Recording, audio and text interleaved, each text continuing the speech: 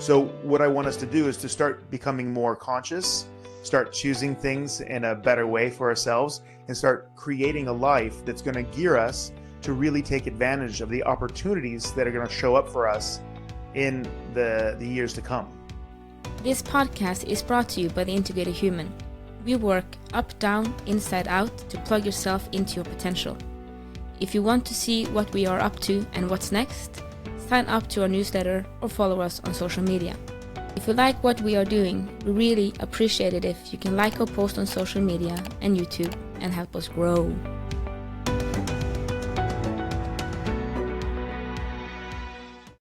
All right. Welcome to the Big and Small Podcast. I'm Jason Shields and I'm big. And I'm Marit Gabrielsen and I'm the tiny one. Huge and tiny. Huge and tiny. Yeah, let's go. Well, this week we're going to take up the ball from last podcast where we talked a little bit. Well, we talked about meeting a cat in heaven. A disappointed cat. I had to look up the meme. But we also got into a very interesting phenomena. And that is that how we can be in the same situation, hearing the same thing, and having two completely different experiences of the situation. Mm-hmm.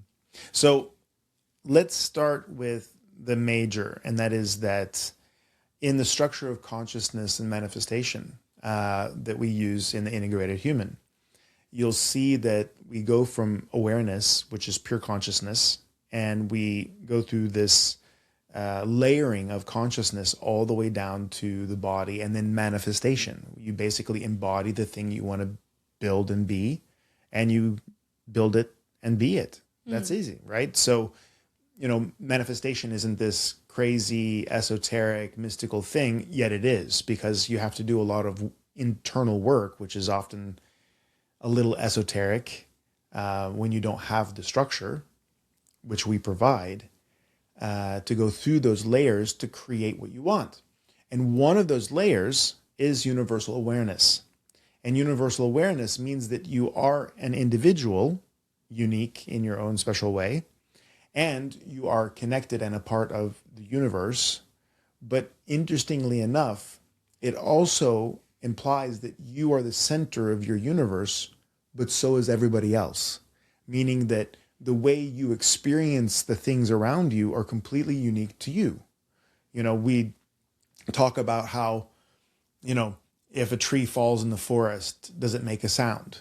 No, it doesn't. Because yes, it does. Yeah, right? Yes, it does. It does not. Right? It does. It does not. The squirrel are hearing it. Yeah, well, that's it. Yeah. Of course it makes a sound. Only if a nervous system is there to see it does it make it. Otherwise, it's just vibrations. Actually, not even vibrations. It's compression of air, right? It makes sound. The same thing. Does color exist? And I know some smarty pants will say, not for people who only see black and white. But even black and white's a color, right? Yeah. But color doesn't actually exist. Frequencies of light exist, and we interpret that in the black box that is our brain that I as can color. agree upon. Right? The tree, no. Yeah, you're like, there are squirrels, there's a worm out there that's yes. Yeah. But my point is that we interpret the things that are going on around us from our own unique point of view. That is 100% true. Right. So and it's so frustrating yes. because that means that even if in a group of three, all three of us experience it different.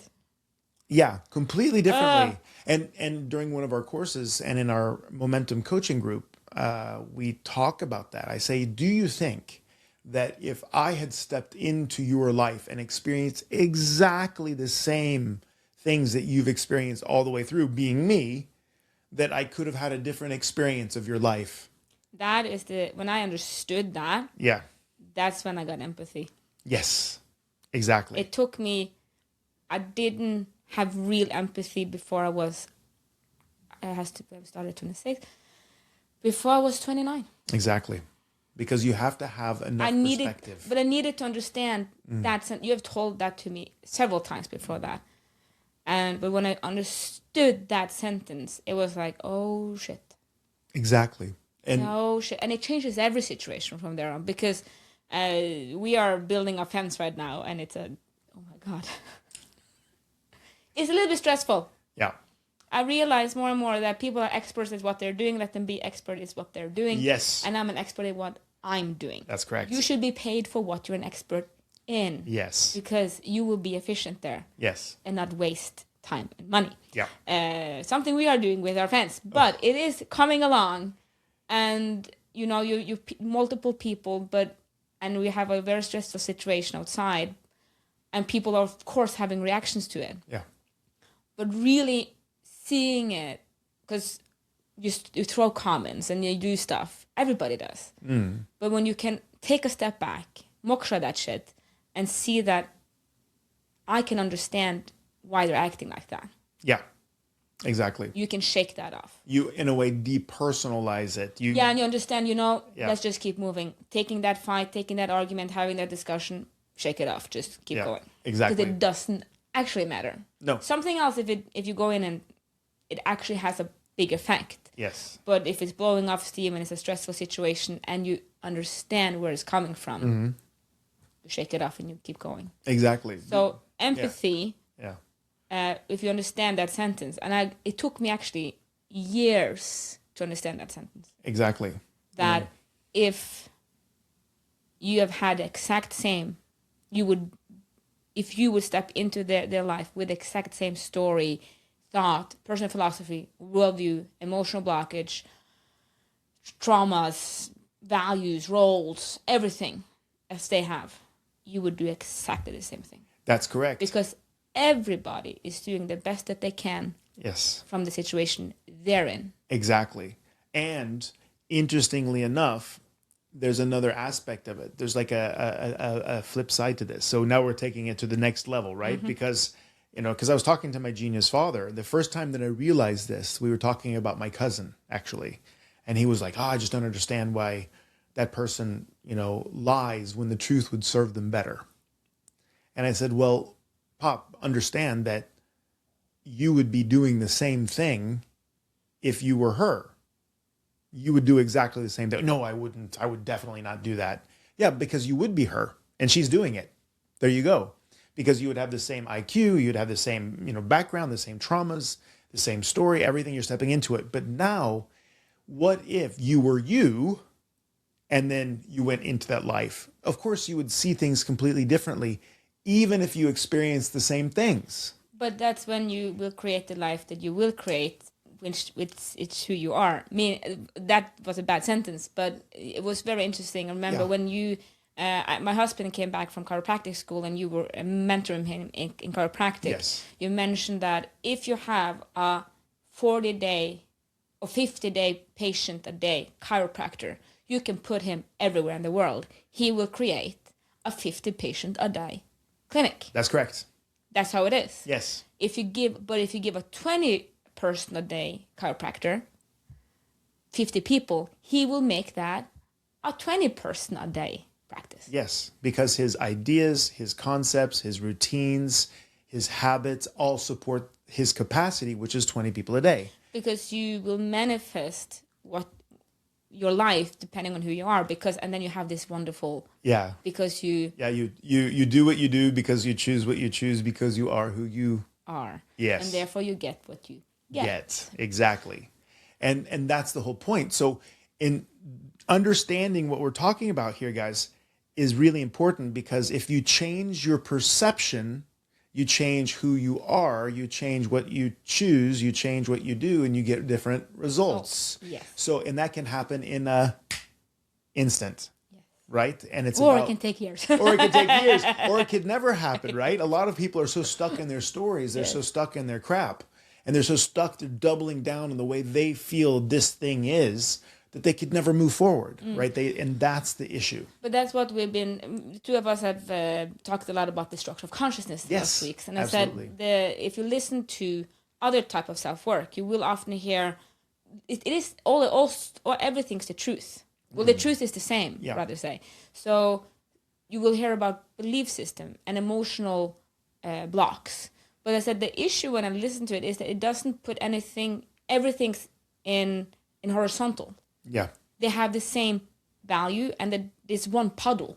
Yeah.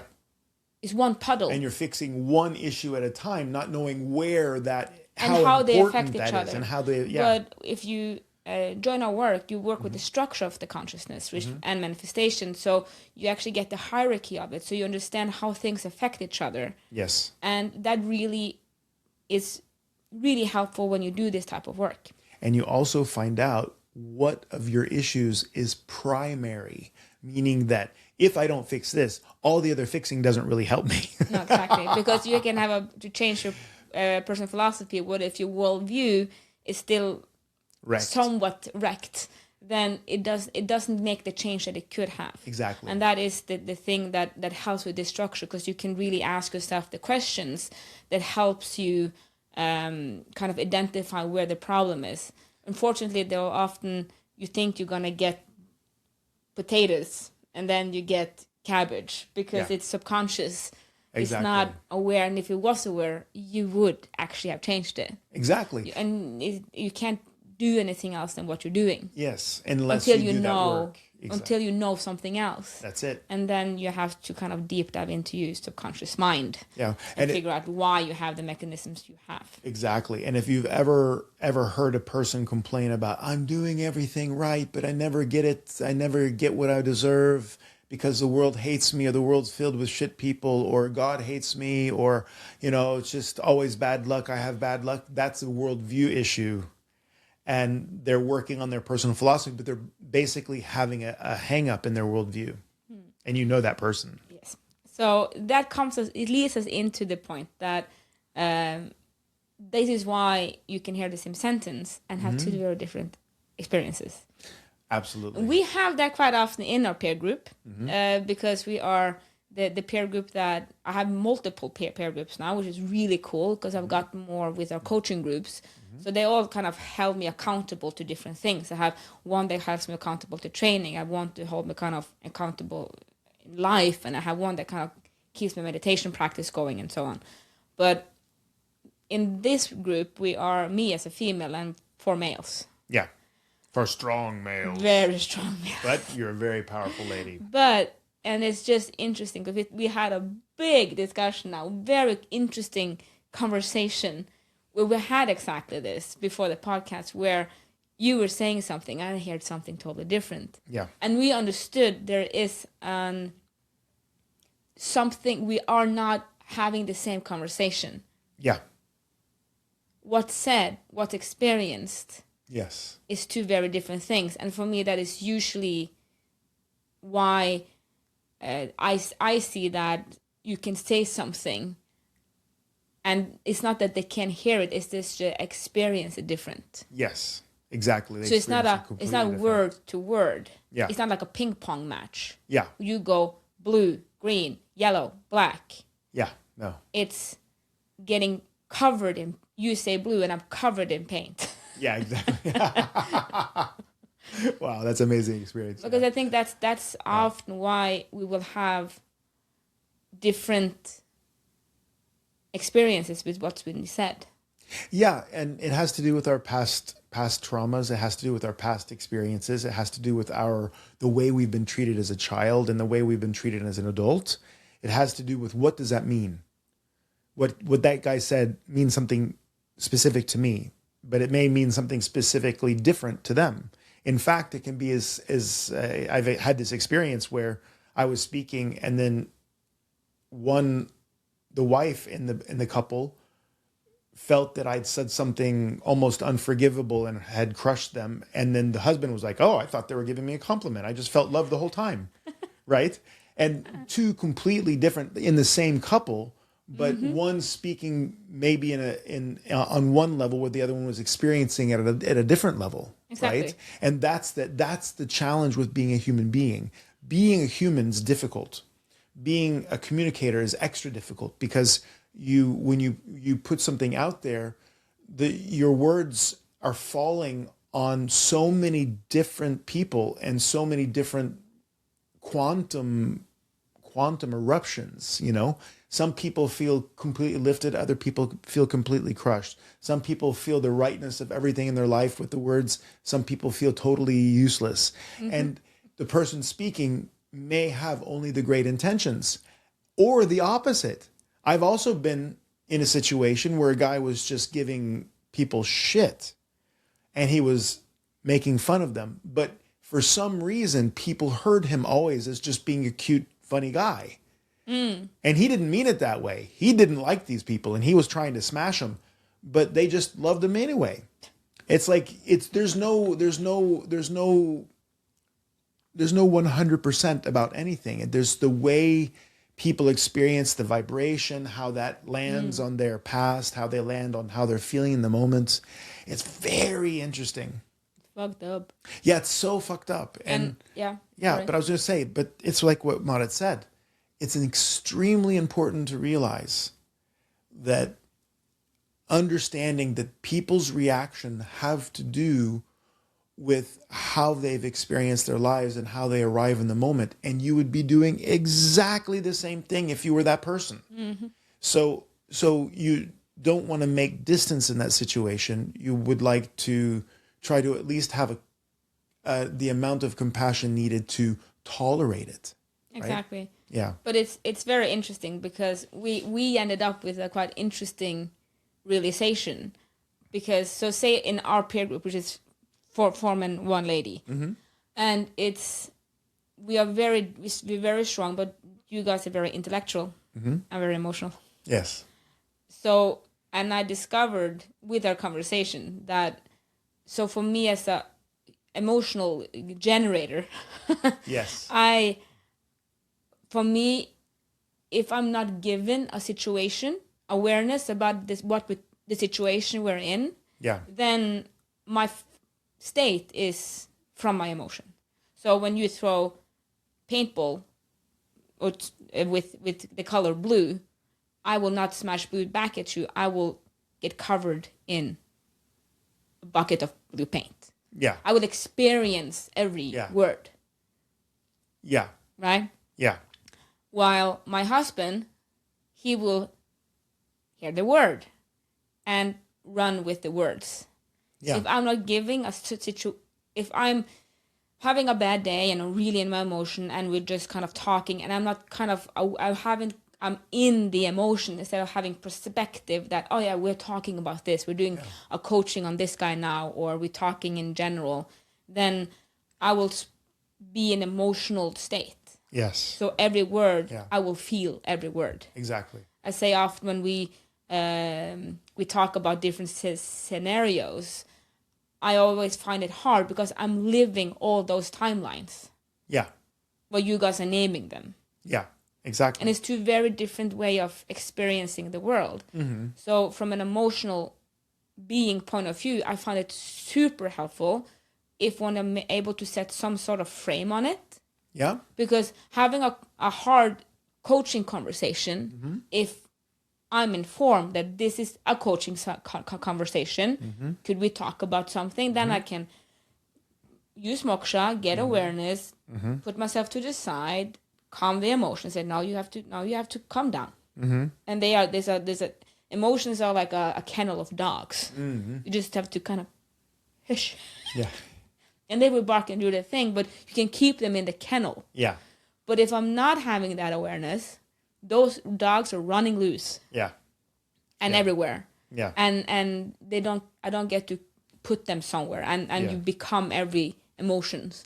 And all the dogs will express themselves. Exactly. So when you are, and this is like super important, I think it's very useful if you are in any, if you're using a psychologist, if you're in self-work, if you're having difficult situation where you know this can be triggering somehow or tough, people will give you some sort of feedback to get this perspective before you enter.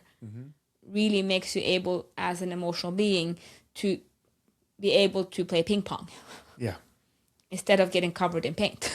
Yeah, exactly. And I think that's internally, because I'm really feeling what you're saying now, internally I realize there's a difference between expressing oneself verbally and communicating.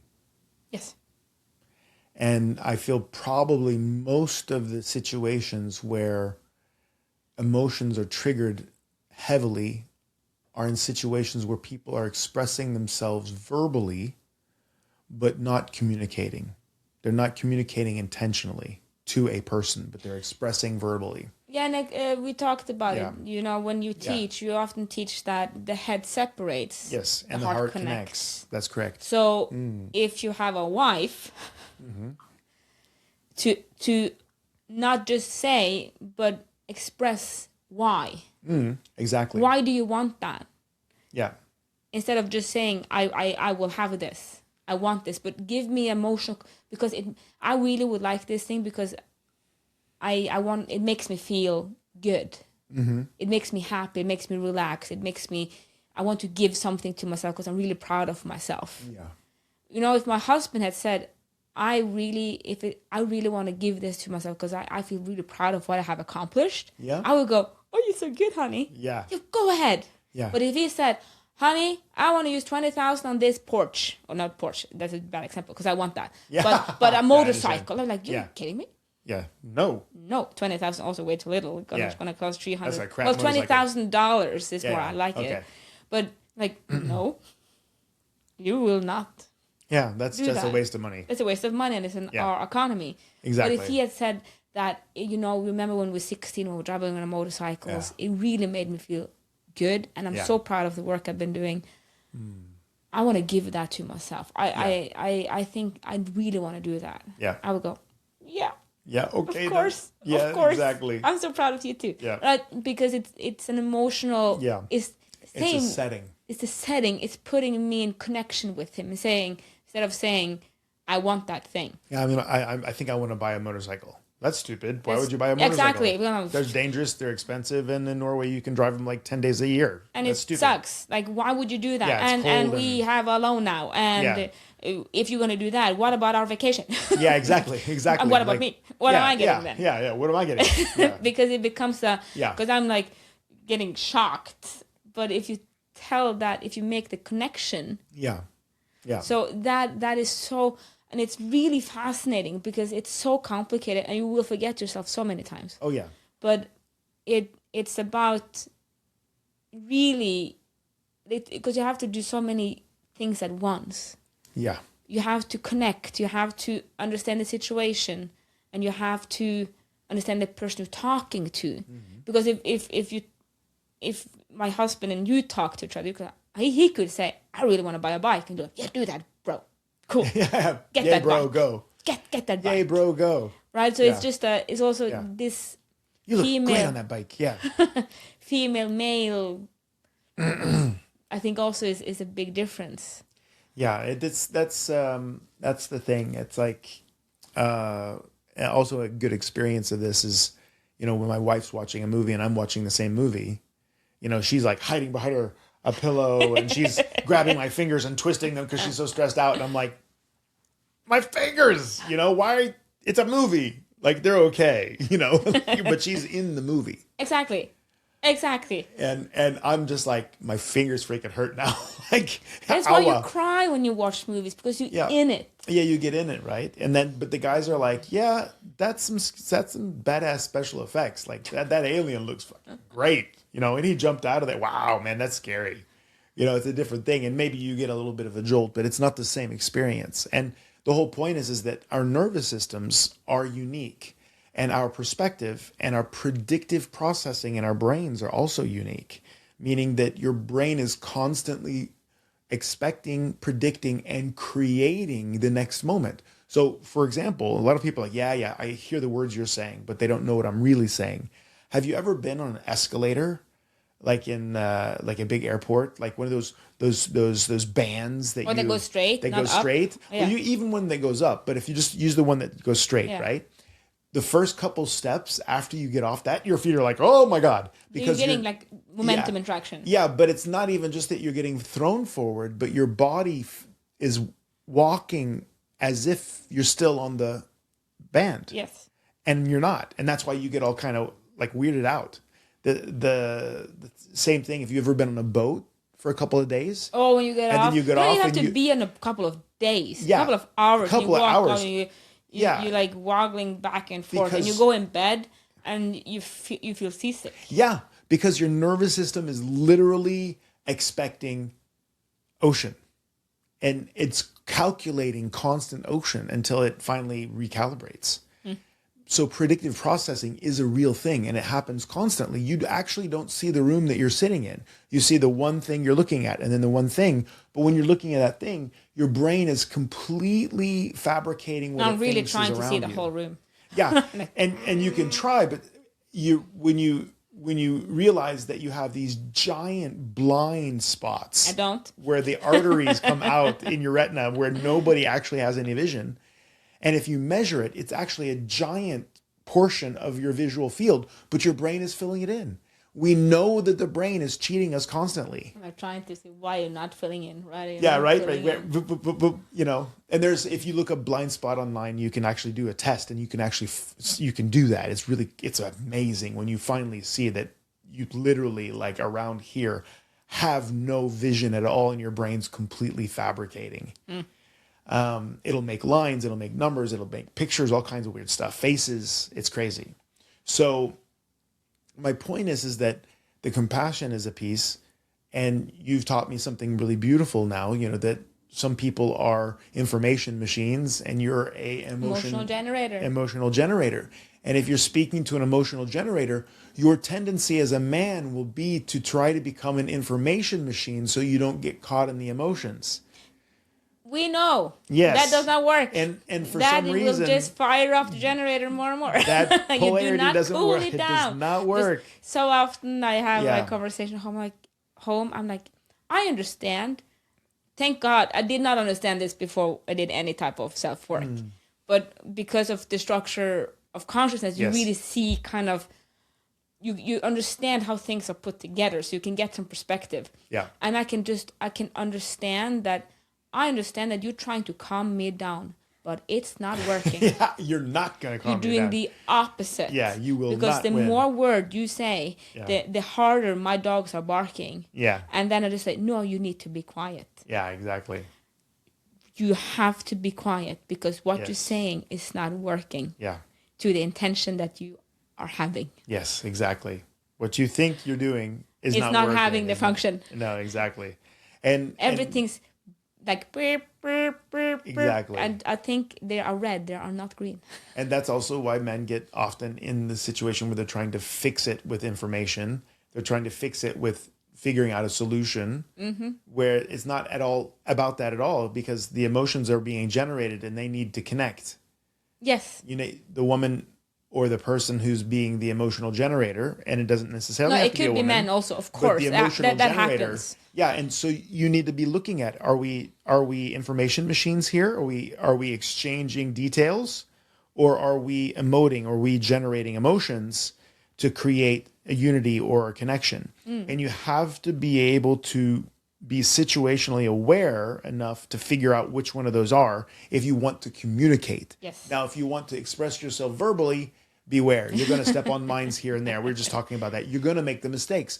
And you'll make the mistakes anyway, because sometimes it's not obvious for the person on the outside to read the person that's on the inside.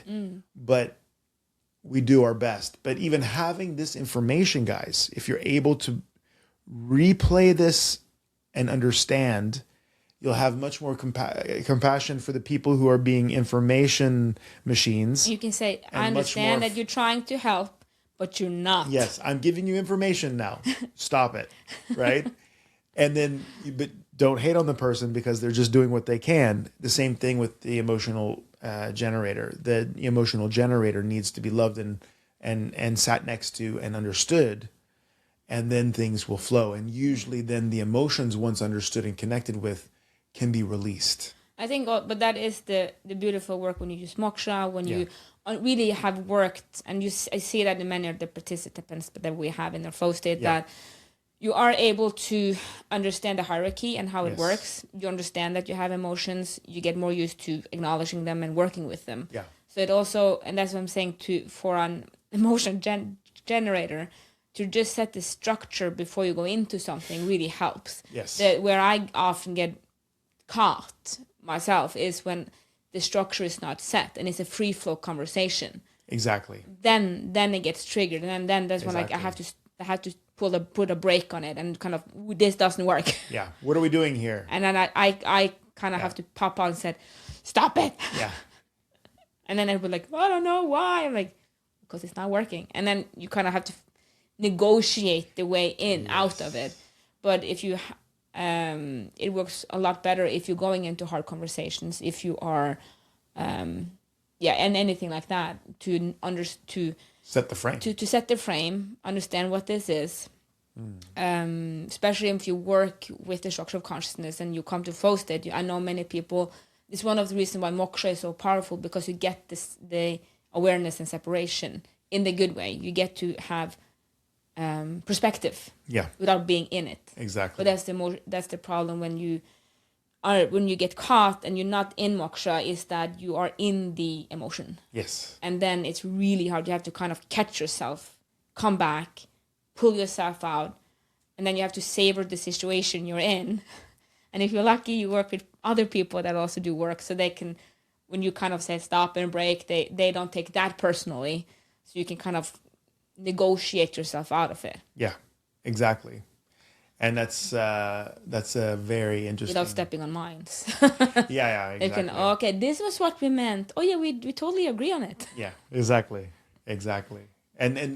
And there's another aspect to this, because there's kind of like the escalation game that people play often when it comes to conversations, and that is that something's being said, and then the person responds in an unexpected way, and then the expression, because the person responds that way because they at least emotionally feel that it was meant that way. Emotionally. Yeah, that's what, of course. Yeah. Which then this person over here has to then say, yeah, but I didn't do that on purpose. That's not what I meant. So they defend themselves. But them being defensive means that they're not being acknowledging, not connective, acknowledging. They may acknowledge the emotion, but they're not connecting. Yeah, because exactly. they're feeling attacked for something that they didn't feel they should be attacked for. But this person also feels attacked because they got insulted or hurt by something that the other person did, that whether or not was intentional still hurt. But then there's this like blame and shame back and forth, and one's getting more angry than the other because it started out with just an innocent statement, or a statement that was informational, or a statement that was to help, but it wasn't received that way. And from the person that was injured and received it that way, it was not experienced as a communication, but rather a poke or a comment or an abuse or whatever it is experienced as. And then there's this separation that happens. It's a very difficult communication mechanism. And but that's how most arguments start. Exactly. And then it goes back and forth ping-ponging, because the one is not acknowledging the other, and both are emotionally separated. And then it's he said, she said, and you're just as bad, and you always do this. And then suddenly you have what I call the situation, or the situation. It's like relationship instead of relationship, because there are these mechanisms that all relationships have, that Steve and I, my wife, would have the same conversation. I realized it's different details, but it's the same freaking thing over and over and over. And then it would all end with her crying, not because I did anything wrong, but I'm just like, listen, I am not acknowledging the fact that I did something wrong. Like, I understand you're not feeling good, but I didn't do that shit. And she's like, oh, but you always do this. And and then because I'm not moving, the tears would come. And then of course I would break. Yeah. Yeah. Good man. Yeah. Well, instead of going again, crying, right. But I realized, okay, now we're at a point where there's just no winning anywhere. There's just no way of explaining how much I don't understand. So then the tears would unify us again, and then the issue would go over. The problem was that the next time there's an issue, the same mechanism would, because it in a way was some kind of a Well, you got the loop. same loop everywhere, because everywhere you are. So you get the same mechanisms everywhere. Exactly. So the same mechanisms, the same lacks, the same polarizations, the same traumas would always show up, though the details would be different. And if you can start seeing the blueprints in your life and in your relationships, they go from relationship to relationship, because a ship means that you're traveling forward together. Ship, not shit. Sink, flush. And that's unfortunately what most people have. Most people go through the relationships like a raccoon trapped in a trash bag, because they're just constantly being assaulted by unexpected shit, and they're trying to figure things out because they don't realize. It's not a team. Exactly. Team and partnership. A team and partnership. That's what it is. And then within that, you have lovers and boyfriend and girlfriend and wife and all that. Yeah, but it's in partnership. general, it's a partnership. It's not mine or yours and getting his or hers. It's a partnership. It's you a own team. part of the ship. Partnership. And if you want to be together, you both have both have to do your part of maintenance. Yes. Your part of the rowing. Yes. Your part of the keeping the direction. Yes. And keeping in contact. Yes. Exactly. Beautifully said. Thank you. Yeah, and if those oars aren't moving at the same rate, you just go around in circles and keep living the same karma. I remember it was many years ago, but you guys you and Siva talked about this many times, that you could, at one point, you guys could should we just go right to the end of this? Yeah, exactly. Because you started and just start crying and then we're done. Yeah. Yeah. Yeah. Okay. And because you said kind of just, because both of you're smart people and work with yourselves, you kind of realize that, this is a pattern. Should we just go to the end? Yeah, and I remember we know how it's going to end. Yeah, I remember you were laughing because you were like, we'd start to argue and then we both start laughing. Yeah, it's ridiculous. Now you guys start and then you just look at each other and then you just laugh. And he laughs so loud. And I'll go, and then you're like, okay. Yeah. And then it's done. I'm like, done. okay. Keep moving. Situation. I was like, okay, yeah, situation. It seems like, situation. Okay. Okay, let's go. Keep moving. Yeah. Yeah, no. So, situational awareness. Yes. Understand you would step on minefields. Yes, and information machines versus emotional generators. And you're both, but you have to figure out what the other one is if you want to communicate. If you're expressing yourself verbally, then you may hit the landmine because you're not aware of the other. Yeah. Thank you for listening to our podcast. We hope you felt we added something to your day and hopefully your life. If you want to learn more, subscribe to our newsletter and find us at integrated-human.com. That is integrated-human.com. Integrated Human on YouTube and other social media platforms. Have a great day and thank you again for listening. Love, light, and upgrade from us at the Integrated Human team.